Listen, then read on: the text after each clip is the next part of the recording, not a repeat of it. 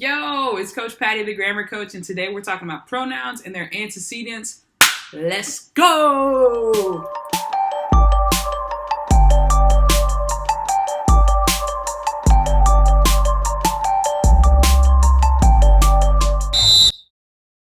Okay, so imagine someone telling you a story, and the story is going, she told her that they were going over there whenever they finished doing it. So then they told them that she wanted him to talk. Like, it would be crazy, right? But the reason for that is because they keep using what are called pronouns. So, pronouns are going to be words that replace the noun. Think of them as substituting for the noun. And the ones I mainly just listed are called personal pronouns. So your personal pronouns, they're going to replace people, because that's how we got personal out of that, right? But that can get really confusing if you don't know who those people are, which is what the antecedent is about.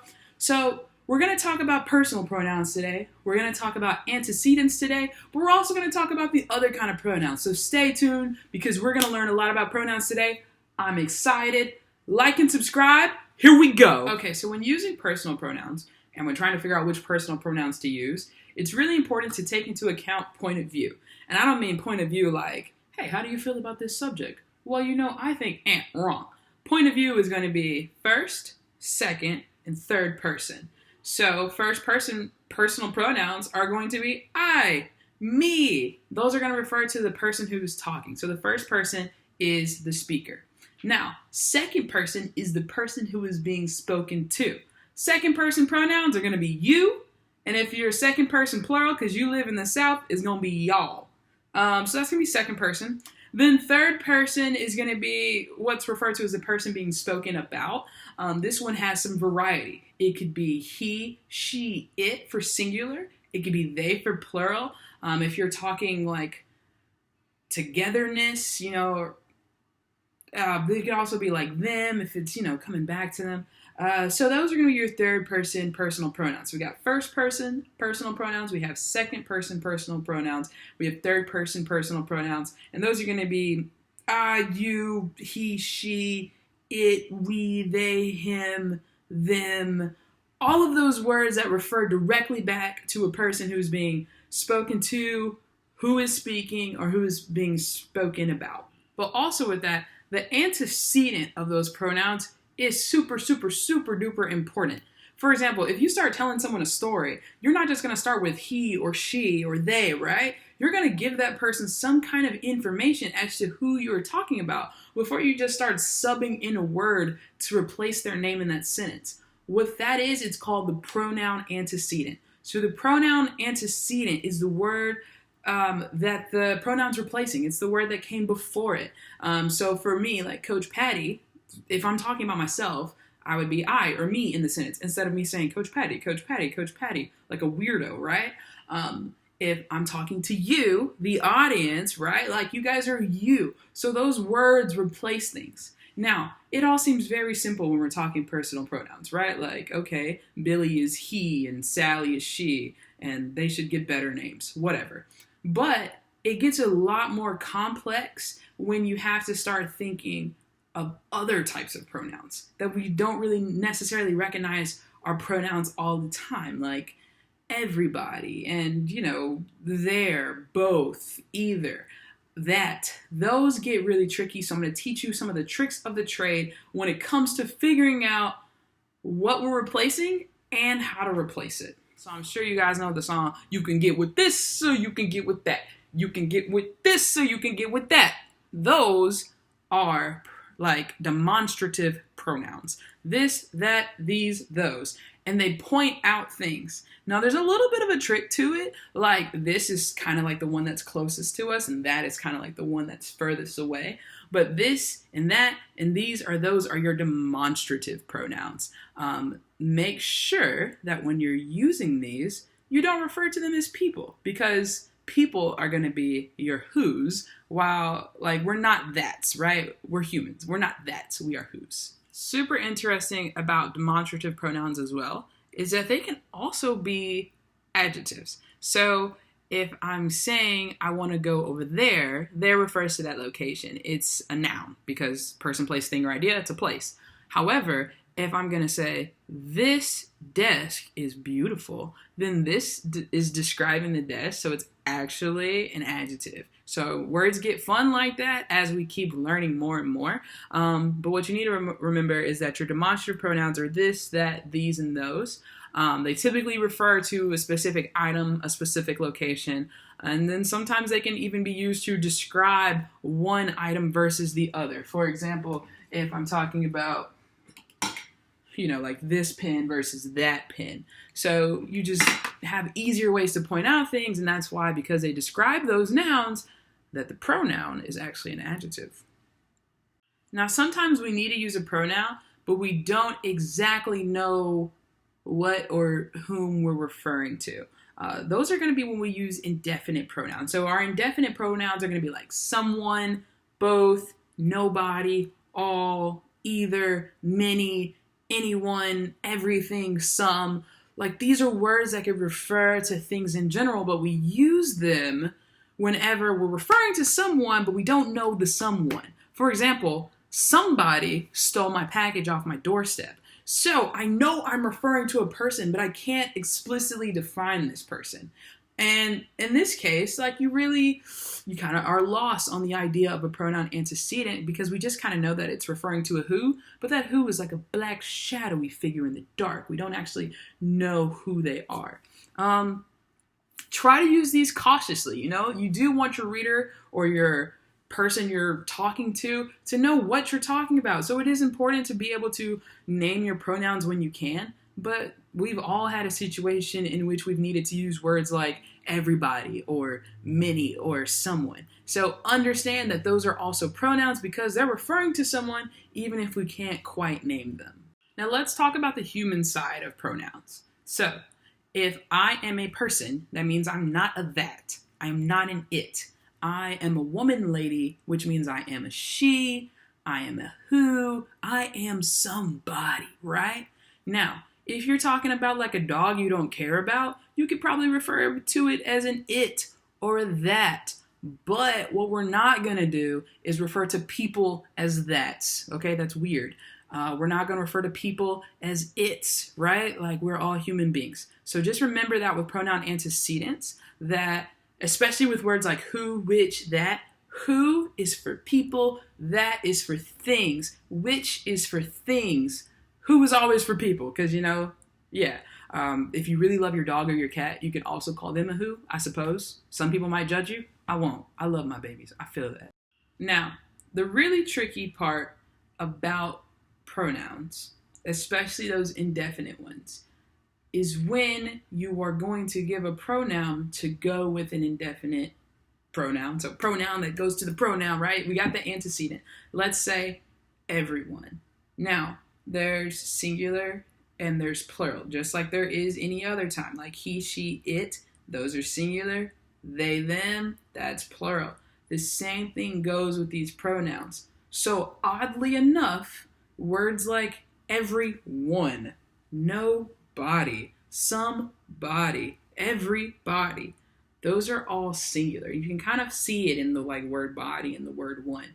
But those words are singular. And that gets tricky because a lot of times we hear something like, everybody needs to mind their business. But you're talking about every singular person, which means you actually need a singular pronoun on the backside. So it should be, everyone needs to mind his or her business. Now, I understand that we all need to respect people's pronouns. I'm telling you how to write in an essay right now, okay? So if you are outside of the his or her realm, that's your deal. What I am saying is, when you have a singular antecedent, you need to replace it with a singular pronoun. When you have a plural antecedent, you need to replace it with a plural pronoun. Here's a list of the singulars and plural so that you can kind of understand that a little bit better. Another fun thing about pronouns besides the first, second, and third person is the case. So not like uppercase and lowercase. What I mean by case is, is it a possessive case? Is it a subjective case? Is it an objective case? blah, blah, blah. Jargon, right? Let me teach you what you need. Okay, so possessive case, that just means that it's a possessive pronoun. That's going to be your his, your hers, your their, right? Please remember that hims is not a word. Even though you say that to babies, like, oh, him's so cute. That's not a real word. Please don't do that here. Okay? So whenever you're talking possessive pronouns, keep it chill. This is what they are right here. So possessive case pronouns, that shows ownership. These are the words that you would use for that. Now, when we're speaking of the other two cases I mentioned, subjective and objective case. So we've already talked about subjects and objects. So subjects are the ones that are performing the action. They're doing the verb, right? Objects are receivers. They receive the action of verbs. They can be objects of the preposition, etc., etc. Now, this might seem like jargon, but I'm promising you subjects and objects and predicates are the most important grammatical terms you need to know. And here is one of those reasons. You have subject pronouns and you have object pronouns. So let's say you have I versus me. So how to easily know if you should be using I, the subject, or me, the object, is to kind of figure out what's happening in the sentence. I'm sure you've all heard at one point, it is respectful to put the other person before you. So instead of saying me and Sonny went to the park, I would say Sonny and I went to the park, right? Because we're all gentlemen and gentle ladies here. Now, some people take that too far. And some people have probably told you you always need to have I in the backside, and that's not true. So this might blow one of the teachers in your past mind, but it's not between you and I. The reason why? Hear me again. It's not between you and I can prove it. Okay, so the word between is a preposition. Remember, prepositions have objects of the prepositions that go with them. So, I is a subject. You can't say between you and I because that would be the same thing as saying between we. Why would we ever do that, right? So you would say between us. Well, guess what? Us is you and me. So you need an object there. So subjects and objects can tell you when to use certain words versus certain other words. I'm sure at some point in your life you've also been confused about when to use who versus when to use whom, right? Like who uses whom, and probably because you don't know how. But it's super easy. So who is a subject. Whom is an object. Think about, would I use he here or him here? If you use he in that spot, it's who. If you use him in that spot, it's whom. I'm keeping grammar simple for you because I'm the grammar coach. I'm going to throw a little graphic in here, right here, boop, boop, boop, so that you can also know when to use subjective case, when you use objective case for personal pronouns.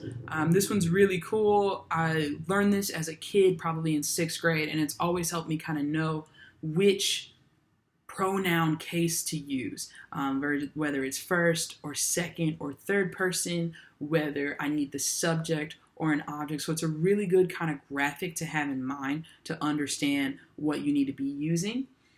So if you want to take that down, this is probably great notes to take.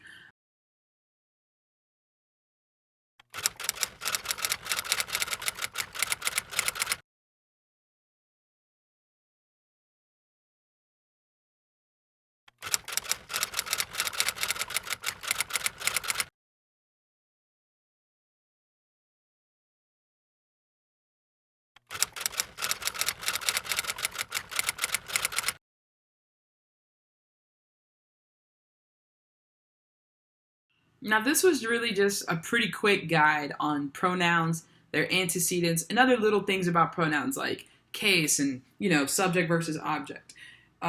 Probably the best thing that you want to remember is to keep it clear. So when you're explaining something to someone, when someone's reading your stuff, they should know who you're referring to, and they shouldn't get confused if you're talking about two guys in a sentence and you're using the word he. They shouldn't ever have to question who you're referring to. You want to always respect people's pronouns, so that's just a human lesson there. But also when you're writing, understand, hey, are we talking about 1, 2, 3, 4, 5? Like, how many people are we talking? Is this singular or is this plural? Does this need to be a subject or does it need to be an object? Then it gets a little more complicated when you bring in, your indefinite pronouns. We don't know exactly who we are defining and who we're referring to, but they still have to be agreeing in number if you're going to be using he or she or them or, depending on how you're using them. But there are some pretty set in stone rules that you should try to follow that I lined out in this video. And then, of course, if you're trying to figure out, do I need to use he or him? Do I need to use I or me? Do I need to use who or him? Then, of course, just think about, hey, is this a subject? Is this an object? Easy filler ends would be like, would I use us here or would I use we here? Because we have a pretty good grasp over that. Would I use he here? He here. Would I use he here? Or would I use him here? And that really helps you with who and whom. So just hopefully you take these little rules with you and they make you a lot better at using pronouns safely and confidently. I hope you enjoyed this video. Make sure to like and subscribe. I'm trying to get to 1K, baby. Bang, bang. Like, subscribe, share. If you know someone who needs grammar help, help them. Or let me help them because I got a t-shirt now. It's on. All right? Have a great day. Coach Patty out. I always mess that up.